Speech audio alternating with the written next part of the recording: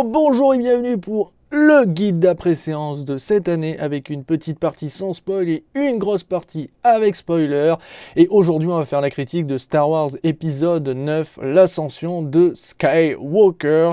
Merci Disney de nous spoiler avec le titre, réalisé par monsieur J.J. Abrams qui revient aux commandes pour clôturer cette trilogie de la honte.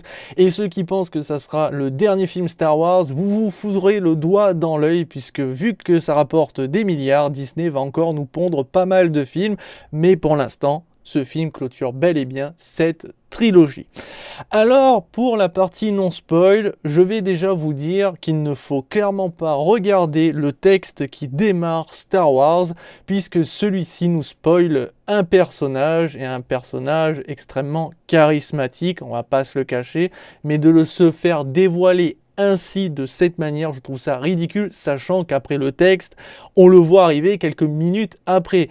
Et le souci, c'est que l'effet de surprise ne fonctionne pas si vous lisez son nom dans les textes. Ça n'a clairement pas de sens. Et ça, c'est fort dommage. Donc, je vous conseille, dès que le film se lance, vous vous cachez les yeux, vous écoutez la musique et après vous regardez. Comme ça, l'effet de surprise sera total.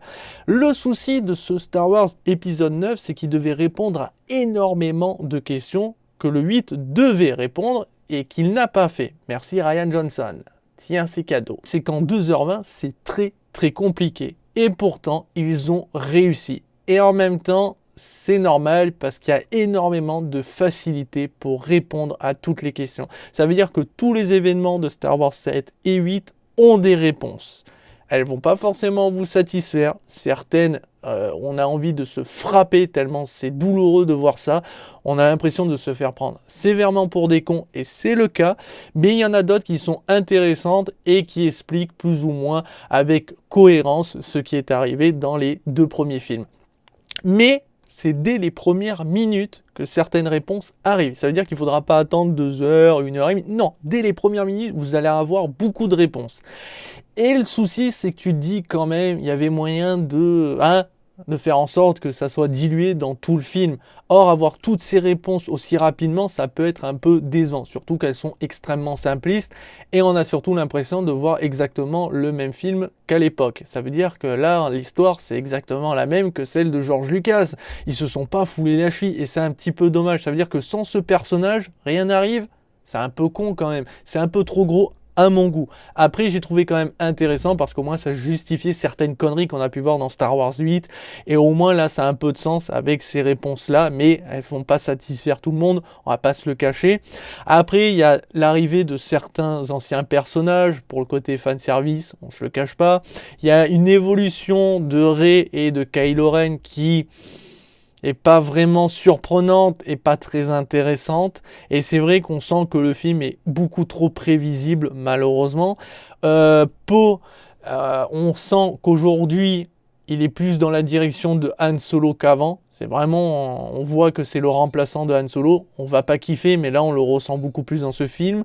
Et John Boyega, que je chie à chaque fois que je le vois parce que c'est un acteur de merde, et ben il a encore fait fort, il est toujours aussi à chier, mais exploit monumental, il sourit. Ce n'est pas incroyable ça? Est-ce que ce n'est pas incroyable? John Boyega, l'homme qui affiche 4 émotions d'affilée sur son visage radieux, comme par exemple la joie, avec la colère et la tristesse en même temps. Vous voyez comme c'est réaliste? C'est un acteur incroyable. Et bien, il a réussi à faire ça. Voilà. Rien que pour ça, allez voir le film. Après ça, je chipote, je taquine un petit peu, mais globalement, tous les acteurs sont bons, jouent leur rôle. C'est juste au niveau de l'écriture des personnages que c'est un peu foireux. Entre autres, pour Carrie Fisher et son rôle de Leia. Là, Leia, j'ai pas compris ce qu'ils ont voulu faire. Là, pour moi, c'est what the fuck. C'est aller beaucoup trop loin et c'est pas rendre hommage à cette actrice incroyable qui est malheureusement décédée, qu'on utilise et qu'on exploite pour des films. C'est fort dommage de finir ainsi. Pour moi, il y avait mieux à faire, sachant qu'en plus, à un moment, ils essayent de raviver la nostalgie en montrant leur jeunesse à Luke et à Leia, par exemple, et on va les voir en étant jeunes. Le numérique est dégueulasse. C'est la première fois que je vomis en direct, tellement c'était affreux à regarder. J'ai saigné des yeux. Heureusement, ça dure que quelques secondes et c'est dans le noir, mais quand même, c'était affreux. Franchement, on manque de respect à ces acteurs-là. C'est fou. Enfin bon, bref, tout ça pour dire que on ressort quelques vieux acteurs, on essaye de surfer toujours sur le côté fan service par moment, on essaye de faire plaisir, mais on oublie quelque chose d'important. Quand on présente certains personnages, quand on voit leur charisme, on veut les voir jusqu'au bout. Mais on veut les voir surtout se battre pour certains.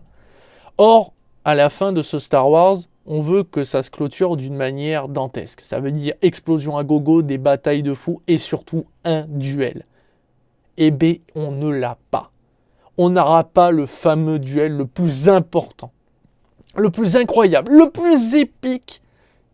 On ne l'a pas. Alors que pourtant, le personnage le mérite fortement. Et il n'y a pas droit. Et rien que pour ça, on peut ne pas aller voir le film parce que c'est vraiment désastreux. Pour vous dire, le film, globalement, est bon. Au début, au milieu, ça va. Il y a un peu d'action, il y a des dialogues, il y a quelques péripéties. Franchement, tu te dis, mais les gens, ils sont cons, c'est pas possible. Vous voyez que c'est des cons en face. Parce que vous faites pas avant, vous dites, mais non, ça fonctionne pas. Bien sûr que non, c'est pas possible. Alors qu'eux, ils sont en moitié en larmes, en mode, c'est triste et tout. Et là, tu fais, mais non, vous êtes cons. Non, mais franchement. Et voilà, il y a des petites péripéties, ça fonctionne pas. Mais globalement, on a un film, pour l'instant, potable. Et tu te dis, la fin doit être... elle doit taper, quoi. Ça doit être vénère. On doit clôturer d'une excellente manière. On doit en prendre plein les yeux, plein les oreilles. On doit ressentir Star Wars dans notre corps. Et pourtant, on n'a pas cette fin. On a un climax final de merde. Et quand je dis de merde, c'est une grosse merde. Franchement, c'est la pire fin Star Wars que j'ai vue depuis quelques temps.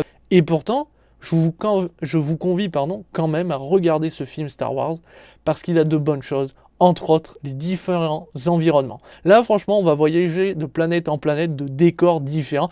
Alors oui, on va me dire, oui, c'est toujours désertique, il y a encore des bars, ce genre de conneries. Oui, mais on voyage. On sent quand même que la galaxie est vaste, qu'il y a plein d'environnements, il y a plein de races extraterrestres. Alors, il y en a certaines qui sont là pour vendre des produits dérivés. Il y a encore un nouveau robot à la con qui sert à rien. Enfin, si, il va servir, mais il sert à rien dans le sens... Pourquoi avoir créé ce nouveau robot? On pouvait faire autre chose, mais non, il y a ce nouveau robot. Bon, voilà. Il y a des choses qui sont faites pour être vendues, enfin pour vendre des produits. On sent que d'autres sont là juste pour nous montrer que la galaxie est vaste, qu'il y a plein de races extraterrestres qui ont des coutumes, etc. On sent que c'est vivant. Et rien que pour ça, encore une fois, Star Wars mérite le coup d'œil. Mais on est face à un film extrêmement bancal. Il a le cul entre deux chaises. Il devait répondre à des questions, il l'a fait. Il devait éviter de faire en sorte qu'il y ait de nouvelles questions. Il y arrive très bien, sauf à cause de Finn. Je ne rentre pas dans les détails pour l'instant, mais Finn pose problème. À un moment ou à un autre, il parle trop et ça pose problème pour moi. Il y a des personnages plus intéressants que d'autres, mais il y a une fin catastrophique. C'est très compliqué de vous vendre le film et de vous donner envie d'aller le voir. Maintenant, je vous dis encore une fois, et je dois me répéter, ne regardez pas le texte du départ si vous n'avez pas vu les trailers. Et pour terminer dans la partie sans spoil, toutes les théories que j'ai proposées sur ma chaîne, que je vous convie à regarder si vous ne les avez pas encore vues, sont validées. J'avais vu juste du début jusqu'à la fin. Sauf pour l'immortalité des Jedi, qu'on essaye de répondre plus ou moins, mais mes théories sont encore valides, enfin ça reste toujours des théories. Et un des personnages secondaires que j'espérais revoir est réellement porté, disparu à tout jamais, et n'aura servi strictement à rien dans cette nouvelle trilogie. Adieu, petit personnage secondaire. Voilà, après, il n'y a pas de grosses nouveautés, de gros personnages marquants qui va se dévoiler plus que d'autres. On reste dans la continuité que nous a offert Disney avec les 2 premiers opus. Voilà, on est dans une constante.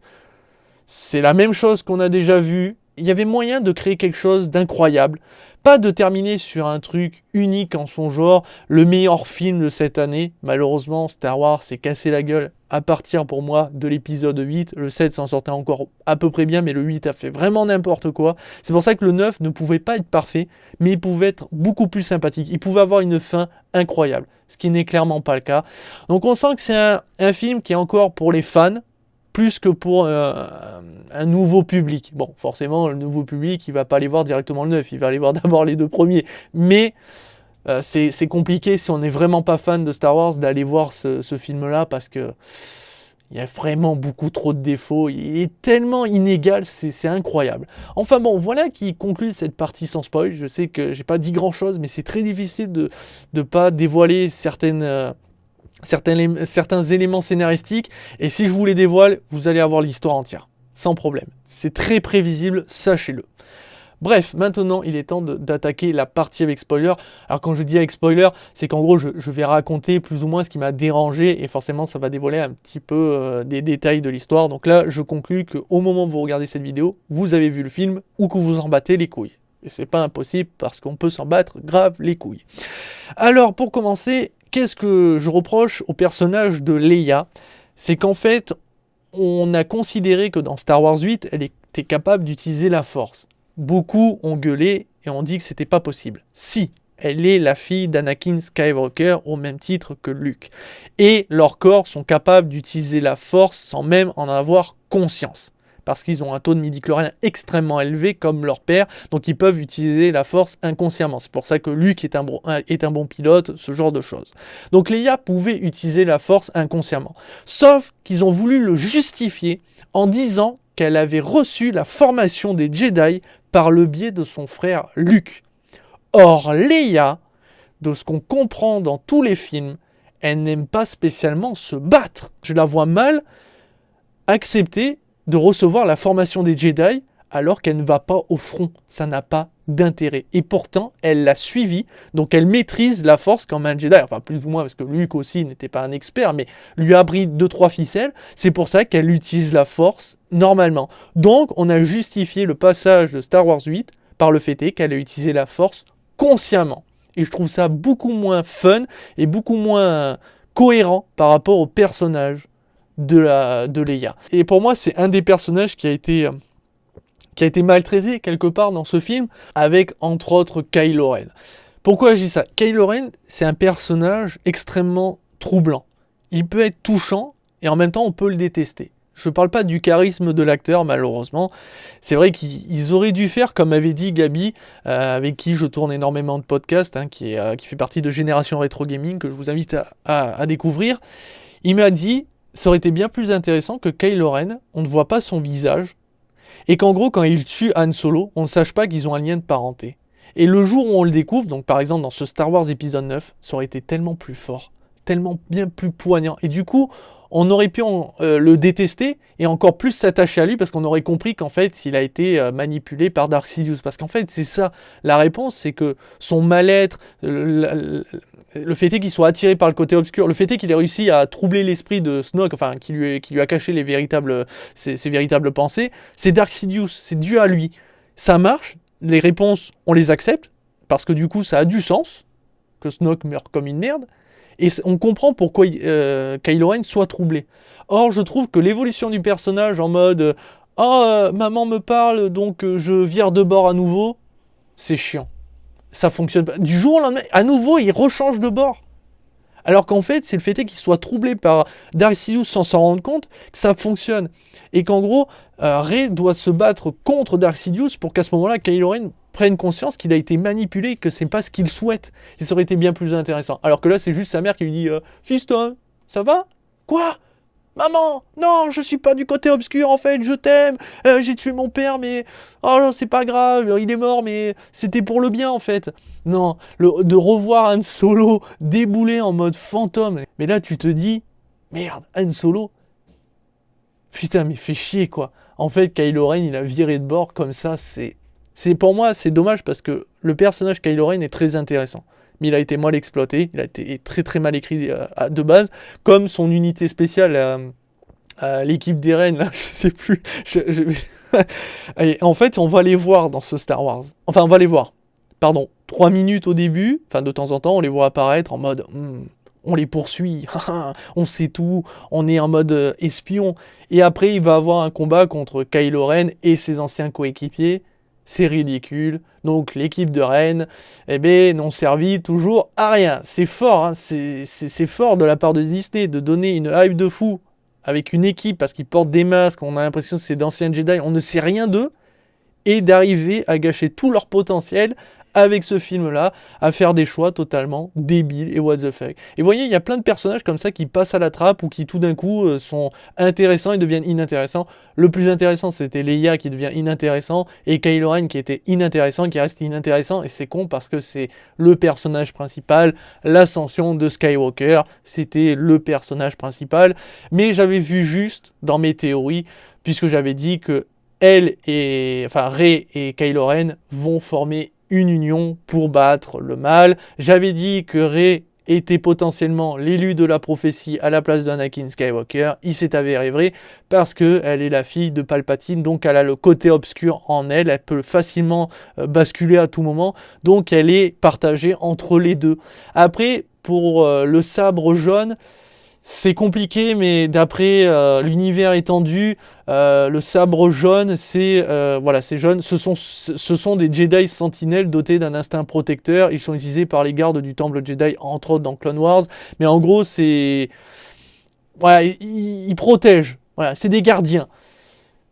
J'aurais vu une symbolique un peu plus intéressante si on avait dit qu'en fait, le jaune, c'est le fait qu'elle est... Voilà, de deux côtés. Par contre, ce qui m'a énervé, c'est le fait de dire « Quel est ton nom de famille, jeune fille ?»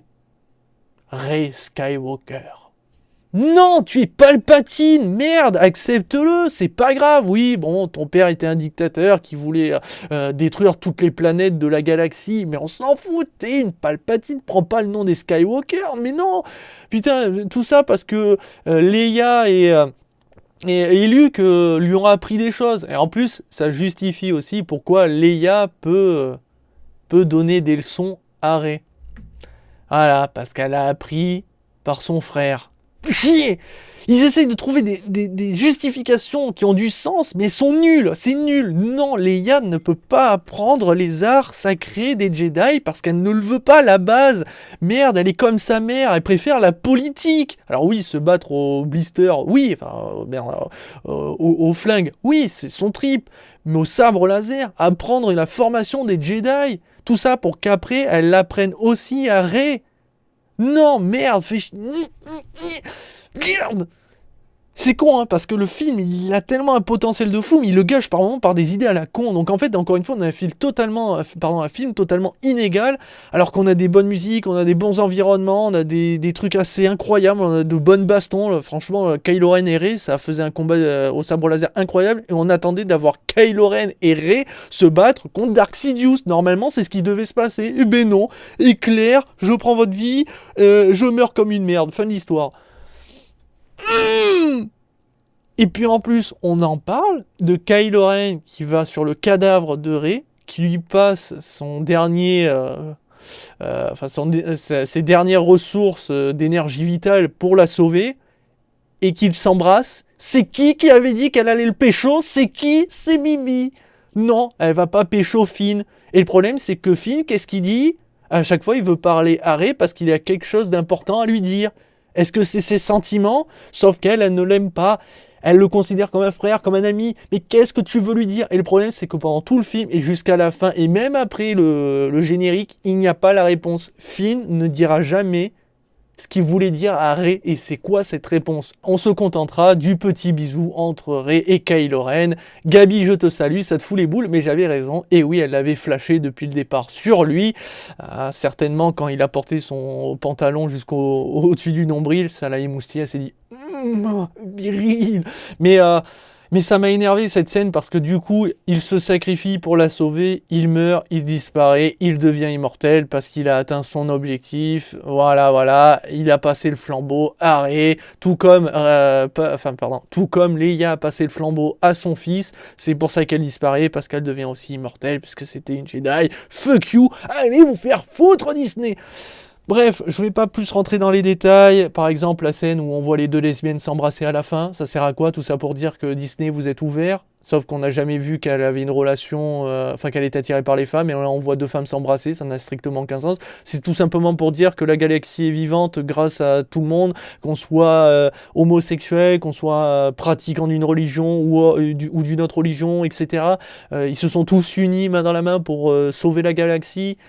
Non, c'est tout simplement pour montrer que eux, ils montrent des femmes s'embrasser parce qu'ils sont ouverts d'esprit. Voilà, c'est tout ça. Sauf que ça a duré une seconde, ça sert à rien, c'est pénible. Enfin, c'est ce genre de truc qui m'énerve. C'est forcé en fait. C'est tout ça pour dire ouais, regardez, venez voir nos films. Nous, on fait des trucs que les autres ne feront pas, ils oseront pas. Merde, putain.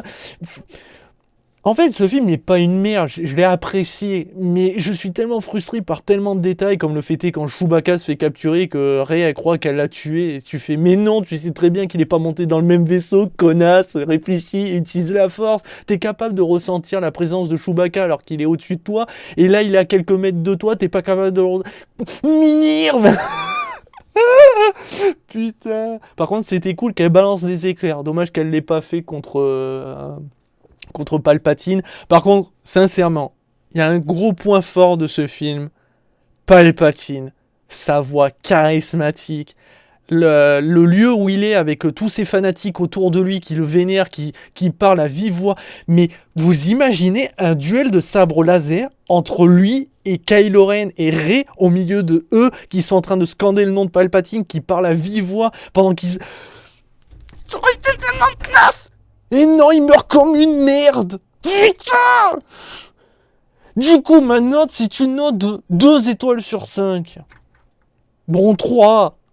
5. Non, peut-être pas ça. Non, 3 étoiles sur 5. Mais ça mérite pas 2,5. Voilà, je sais pas, putain, ça me frustre. Honnêtement, c'est la première fois que je suis autant frustré parce que il y a tellement de trucs, merdiques, il y a tellement de trucs bien, mais cette fin, elle m'énerve. Palpatine, merde, il mérite mieux quand même. Tu le fais revenir, c'est pas pour qu'il meure comme une merde, et puis en plus, histoire des clones. Ah, putain. Tout ça pour dire qu'il y a à boire et à manger, qu'il y a beaucoup de choses à dire sur Star Wars 9, mais sincèrement, je pourrais pas le faire en une critique. Je vous convie quand même à regarder mes différentes théories que j'ai proposées, et vous verrez que j'avais dit depuis le début que pour moi, je considère que Rey, c'est l'élu de la prophétie. Après, effectivement, je l'avais dit dans ma deuxième vidéo théorie, que ces deux-là, Kylo Ren et Rey, pouvaient potentiellement être des élus de la prophétie, tous les deux. Et ce qui s'est avéré aussi vrai, puisque Palpatine a découvert qu'ils avaient une force en eux quand les deux s'unissent. Ils ont un pouvoir qui n'est pas connu de l'ordre Jedi ni des Sith, c'est un pouvoir divin. Je l'avais dit, j'ai tout dit, tout ce qui s'est passé dans ce putain de film, je l'ai dit bien avant que ça arrive. Et elle est où, Captain Phasma?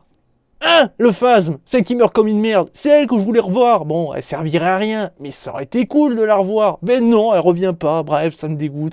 Et puis ce fan service là de remontrer l'ancien pilote du Faucon Millenium, mais quand même, ça avait un intérêt de le remettre là. Tout ça pour dire, vous avez vu, on vous l'a remis, pleurez, bande de fa...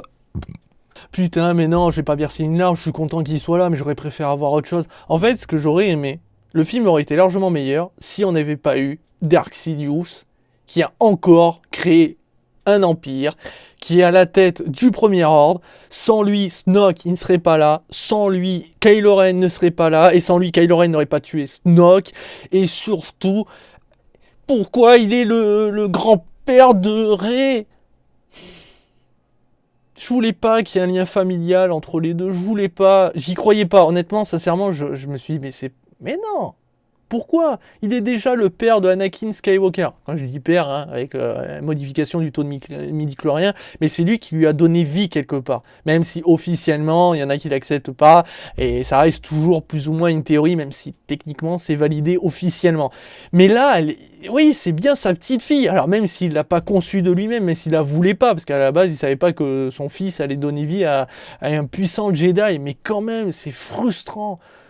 Putain! Et aussi, on en parle de l'explication que quand tu tues un Sith, tous les Sith sont en toi, et donc les Jedi, quand ils meurent, ils viennent en toi aussi. Ça fait penser à My Hero Academia. Merde. One for All, là, putain, je me rappelle plus du pouvoir. One for All, je crois que c'est ça. En gros, le pouvoir, quand tu le donnes à quelqu'un d'autre, il reçoit les pouvoirs des anciens porteurs et donc leur mémoire, etc. Donc ça donne cette idée-là, en fait. Donc en gros, un Sith va récupérer la mémoire des autres Sith et ainsi de suite. Donc Palpatine, en fait, il a tous les Sith en lui et plus son ancien maître qu'il a buté lui-même. Mais est-ce qu'il n'est pas tourmenté par ça? Et on y gagne quoi? Et ça fonctionne vraiment comment? Et c'est comme ça qu'il devient immortel? Mais le coup des clones... Bon, en fait, il n'y a pas tout le temps des réponses réelles, en fait. Le coup des clones, il faut l'accepter. On ne dit pas que c'est à Camino, on ne dit pas quand ça s'est produit, on dit juste que les sites, apparemment, pour l'immortalité, ils peuvent créer des clones. Bon, écoute, pourquoi pas. On va dire, allez, on accepte. C'est un film qui m'aura laissé perplexe. C'est ma plus grosse critique cette année. D'habitude, j'ai fait des petites critiques, mais là, j'avoue, je suis frustré. Et je sais que les gens dans la salle où j'étais étaient frustrés. C'est un film très frustrant.